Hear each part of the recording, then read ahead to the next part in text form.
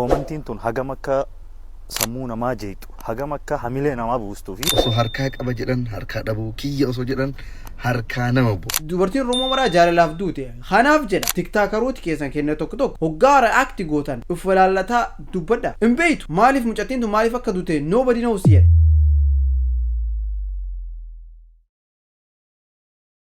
Ashamar kafune kabajamtoota fi jaalatamtoota maatii Jaaburii akkasumas warri ol qabaatiif gara chaanelii kana dhuftan baga nagaan dhuftan sinii jecha akkuma beekamu duraan viidiyoon keenya yeroo baay'ee qoosnaa dubbii kiyya irrattis viidiyoolee gadhiifame irratti yaada qabdan baxaqlaallaan jira miti yaada keessan koomentii irra kaadhaa sin jedha viidiyoo tiktookeroota Oromoo baay'een waan kan irra dalagan mucattii tanaa mucattii tiktookera Oromoo Boonii jedhamtu ilaalcha jaraa ilaalcha uummataa maal akka ta'e kanneen wajjin daala jechuudha viidiyoo keenya kana keessatti viidiyoon an qabadheessu dhufe irraa kana waan ta'eef ilaalchi uummata maal jechaara keessattuu warrootan bebbeekamoo Oromoon qabdu tiktokeroota Oromoo maal akka jedhan na sababbiin isiin fajjeesteef akkasumas yaada kiyya kan jedhu qaba waan ta'eef so viidiyoo kana hamma dhumaan afaan ataa na afsina feeree jira waan ta'eef gara viidiyoo kennaa isiniin jedha duraan dursee viidiyoo isii gadhiiste laalame guyyaan kun akka dhuftu ergixeenyaan toreani kanaafiyyuu anaan amma jireenyi nagayeera hojjedhees jireenyaan jiraadhus argeera warri isin gadhiisiise dhiifama maatiin koo obboloonni koo hiriyoonni koo hundi keessan dhiifama guddaa naa godhaa haadha walaa hidhatte anaan kana booddee boqonnaa kan naa kennu hojii yookaan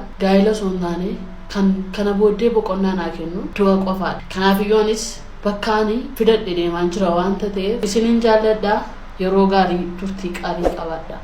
So viidiyoon isiin dhuma gadhiiste kana jechuudha. Ammaan kana viidiyoon isiin dhuma gadhiiste. Ani yaadaan qaba asirratti jechuudha amma fakkeenyaaf. Duraan dursee namni kenna osoo ati lubbuun hin jirre nama kenna yoo bichaa osoo hin taane jeneraalii akkuma namatti yoo qabanne akkuma namattu namni hoggaa itti dhiyaatu bakka keessa hubachuu hin danda'u. Amma mucattiitu waan baay'ee keessa deema garuu waan baay'ee keessa jirti yoona sa'aatii isiin nama qarqaarsa barbaadu sa'aatii isiin jiraachuu barbaadutti nama farkaa guddaa dhabde bakka of jajjabeessitee dubartiidha umarratti harka kennite. Dubartii oh my god bro. Osoo arginu tiktook kanarra dubartii meeqa dhufe tiktookeroota Oromoo tiktookii warra dalagu meeqa dhumati meeqa isaanitti uf galaaf nama baay'ee jira kan dhoksaadhaan uf galaafate kan namni kanillee kan miidiyaaleen hin beeyin isiin indoom miidiyaa waan qabaattuuf hangana namni like every namni mara waan baay'ee keessa ka deemu wallahi ati nama iskiriidhaa dubateettee viidiyoo keenya kiyya ilaalaa jirtu kun rabbi beeka waan ati keessa ani nama astaa'ee nama fayyaa qabu fakkaateef irraa koflee fataa hidhee maal jedhee si wajjin koolu kun waan you don't know what I'm going through everybody is going through something guy bicha haala kanaan akkanatti baatee dubbattee galaafachuun isii baay'ee akka nama gaddisiisa dhugaa dubbachuu wanni jedhu qabu wanni takkittiin an jedhu firoottanii fi jaalattoota isii akkasumas maatii akkasumas warra isiidhaaf dhimmamu rabbi isin haa kennu jedha tiktookeroota Oromoo baay'ee maal jetti mee nama yaada qabu nama yaada bulchaataa naasir aanulee maal akka jedhu sarraa eegla yaa rabbi yaa obboleewwan kiyya wanti tokko akka itti dubbatanii fi wanti dubbatanillee nama dhiba. Exactly. Anammaan kana dubbachuudhaaf viidiyoo isii ilaale maal akka dubbadhu waan kanallee naan gadi. To be honest anammaan kana yeroo baay'ee nama qoosuu wantoota akkanaa kana kan hin chaanaalee kiyya irra kun seriousidha waan ta'eef. Garuu yeroo hunda rakkoon mudatu hunda keessatti namni tokko darbuu danda'a. Lubbuun nama tokko akka malee darbuu ni danda'a. Garuu please obboleewwan keenya lubbuudhaan haftan lubbuu walii baraaruun hamilee walitti horuun jireenyi ganda duniyaa kun yeroo hunda ni beektan namni kamiyyuu har'a argatu boru dhabuu har'a gammadu boru gaddu osoo harkaa qaba jedhan harkaa dhabuu kiyya osoo jedhan harkaa nama bu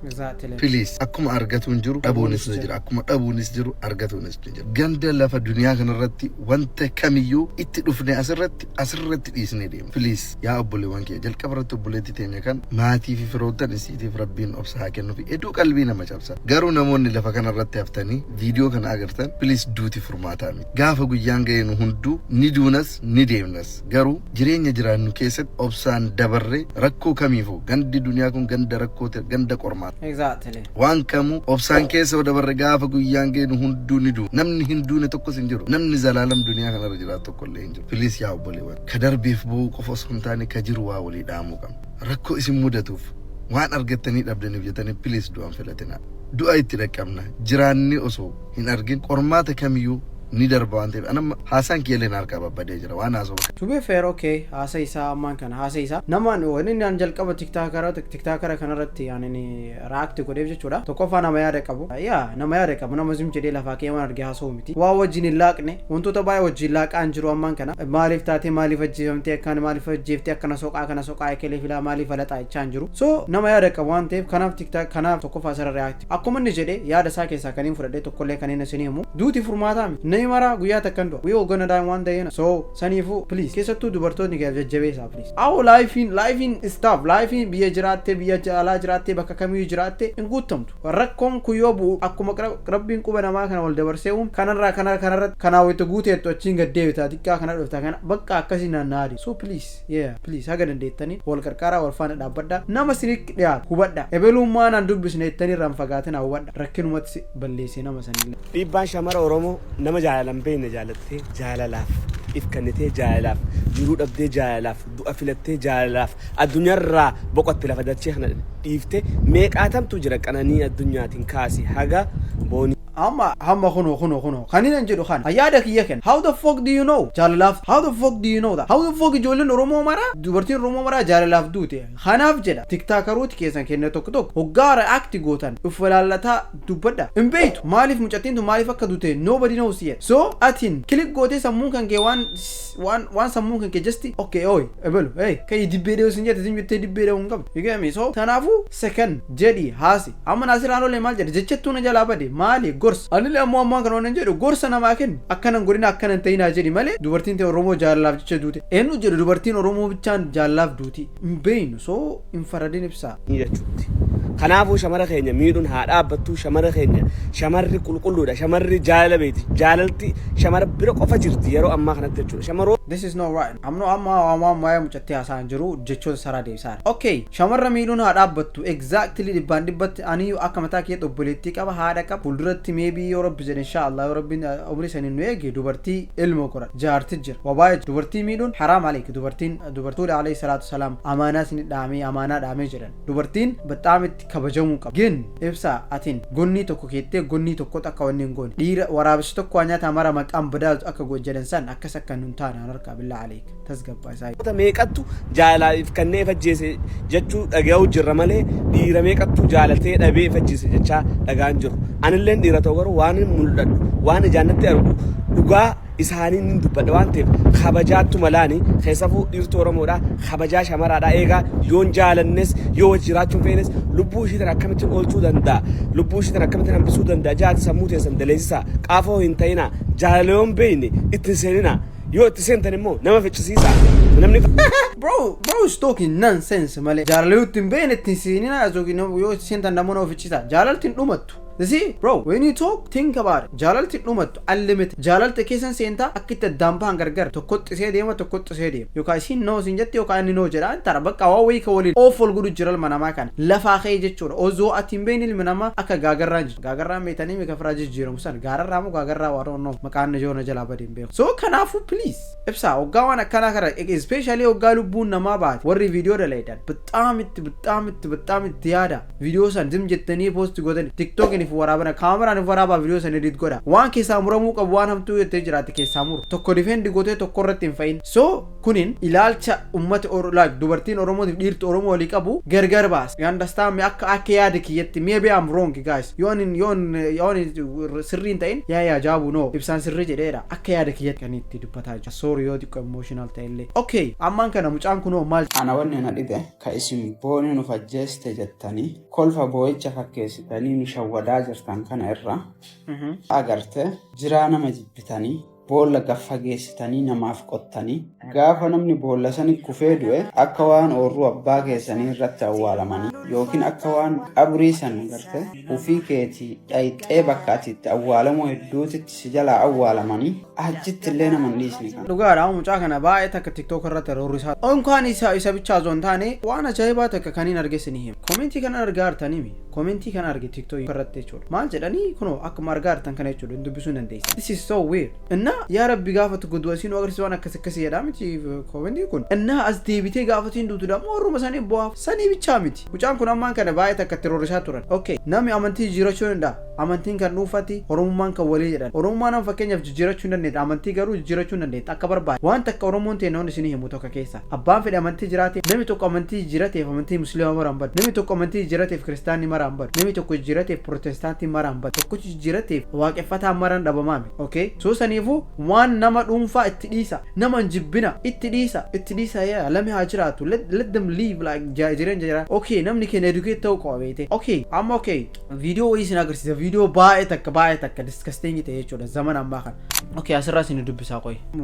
wanni kun jecha kuniin jecha siisee yoggaan argu jechuudha Facebook irratti jechuudha isin dubbisaa maal akka jedhu erga du'ee booda jedha du'a kootiin dura akkaan du'u nan beeka ture garuu maalan akka du'uu fi eenyuun akka du'u hin beeku amma du'een jira foon koo keessaa baheen kophaa koo cinqaa guddaa waliin mana keessa fiffiigaa namoonni baay'een foon koo oliif gadi yeroo qaqqaban natti mul'ata muraasni isaanii mobaayila isaanii banuun fotoo fi viidiyoo na waraabaa jiru tasumaa kan qubana qabu hin jiru amma dubbii tana waan mucaan kun barreesse ammaan kana experience ni godha daddarbaa fi sagaleen iyyiinsaa isaanii waan naaf gaddan fakkaata garuu miti foon kootirra dhaabbatee nama laayivii waraabaa tures nan arge namoota fotoo koo maxxansanii laayik hedduu argachuu isaanitti gammachuu ibsachaa jiranis natti mul'atanii sababii du'a kootiin followersii baay'ifachuuf fiigaa jiru ani garuu du'een jira osoon hin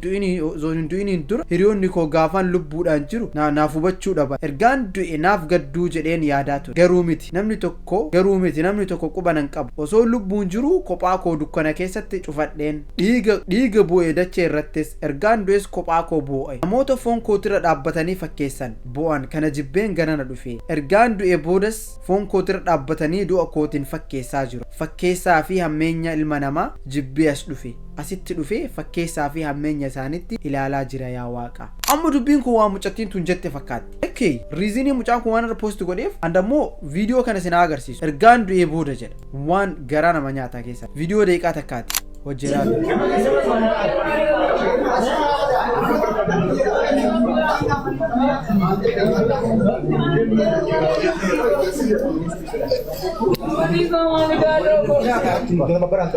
Bonii koo maaloodhe amma isin gadditaniif picturii si kaatanii laayivii seenan koinechi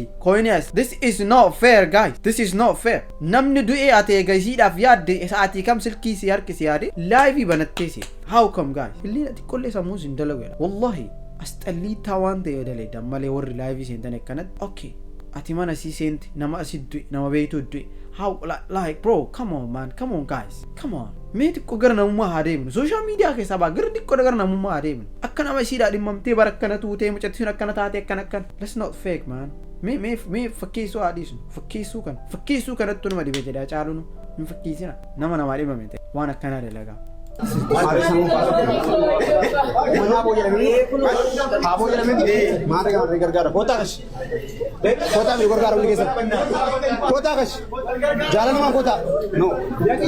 Fooxaa gashidha tizaazii kennachi dhaabbateen akka nama mana nyaatan nama eegu fooxaa gashi gechachi maali harka fooxaa gashi namaan jettu sanii silkii san kiisha gaddan qaratte ofii keetii gachuu ni dandeessa kin dhimmi kan keessa jira followers whatever you own bro يا ربي يا اخي حزبي كنا كوتا كنت جالس ما عليك جو ما على من دنو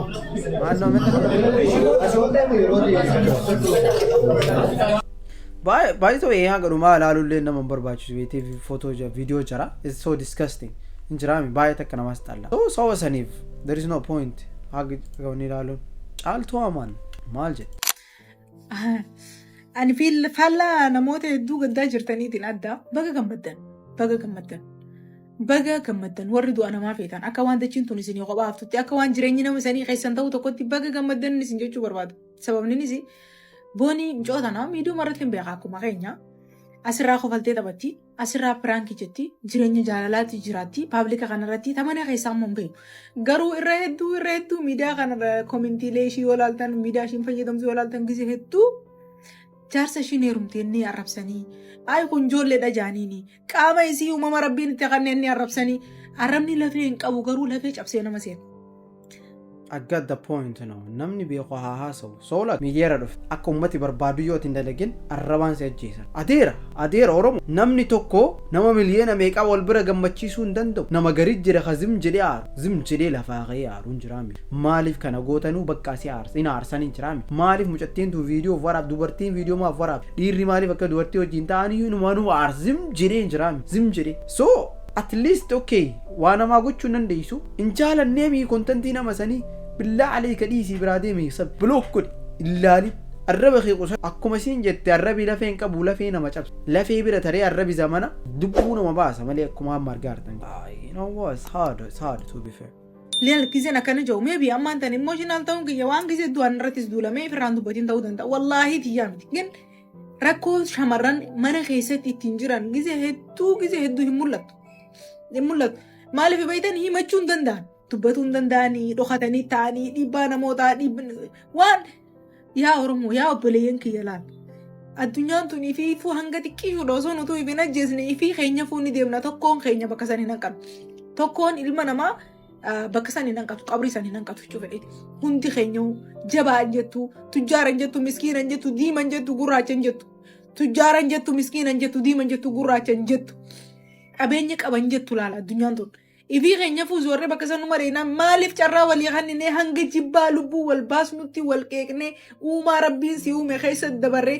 qoy rabbii keessan sodaadha nutiin kun hanga mayooma kanatti wal dhabamsiisa meesha marra waaki bohaarti beektii an ammallee ani siillee waggaa akkana bootu sinillee waan biraasi beektii nama beektu tokko taa'ee boohee waa emooshinii dubbe an amma tiktookirra maalirratti dubbee hin dubbe yaa akkuma siin jettee uumaa rabbiitiin keessatti warri wal foggoruun waanuma jiru an amma faan amma okkee anuma tik reakshinii dalagaa wal foggoruun waanuma jiru dila kana jibbaa hagana geexee xiqqii wal jibbuun dabbara malee xiqqoo akka hin dabbara malee. Kan darbee keessa waxxartanii gara hundaan jettu arrabsaa xiqqeessaa turte maaliif garuu amma namni tokko namni qeeqaaru hin jiru hundinuu boocharra jira maaliifi maaf du'aa wal jaallanne ani hin beeku ani nan jaallatin afayyaas du'aas isuma dhugubaachuudha. Ozu billahi min shaitaan bar ummanni biraa gaafa jiru wal jaallateeti gaafa du'e rib jedhee wal geggeessa keenya faallaa gaafa jiru namicha takka jedhe mammaakichi Itoophiyaadha mammaakame sun kan Itoophiyaatti fakkaatu keenyuma kanatti fakkaatu namichatu biyya Hindiiti daawwannaa Itoophiyaa dhufe inni daawwachiisu kun olii gad deemeetu daawwachiisu maal jedhe kan biraas dhiisa Finfinnee keessatti bakka qabrii wayii arge maali kunii jedhaani Hindichi inni daawwachiisu Itoophiyaa suni qabrii maqaabiriidha jedheeni maal maqaabirii ittanii magaalaa Finfinnee walakkaatti maayifi walitti qabdanii teessu gubdanii akka Hindii keenyaatti gubdanii bishaan itti naxxanuu daaraasaa jedhe jennaan no jedhe keenya jedheen namichi gabaabsisi itti maara keenya yeroo lubbuun jiru gubamee caccabsamee rukutamee haamileedhaan cabsameeti gaafa inni du'e kabajaan qabrii keessa ta'a. amma pointiin isaa amma mubaarak waan isaa dubbatti that's right amma torbaan taree keessatti irratti duulaa ture nyaan amma nagarre hin kijibu because an tiktok akkas mobile scrolling godhu taayimii ilaaluu hin qabu gin isiin argeera miidiyaa irratti gaafu yoo raasawanii minaamin argeera akka wayii qaldii minaamin waan godhanna fakkaata malee namni akkasi diippii akkasi waan ajandaa wal godhatee irraa gana muluu walitti duulu natti hin fakkaanne ture waan hagana muluu wal qindambu godhu natti hin fakkaanne hin kijibu maaliif godhaa kijibu yaa pointiin amma san Itoophiyaa keessatti gaafa jirtu poolisiin si qaxaqqatte namni si qaxaqqatte jireenyi si qaxaqqatte gaafa duute demoo dukkaana si dhaabanii si gaggeessan abeet jiru way jiru addunyaa anaa fi guyyaan irraa guyyaa boqonnaa kootiiti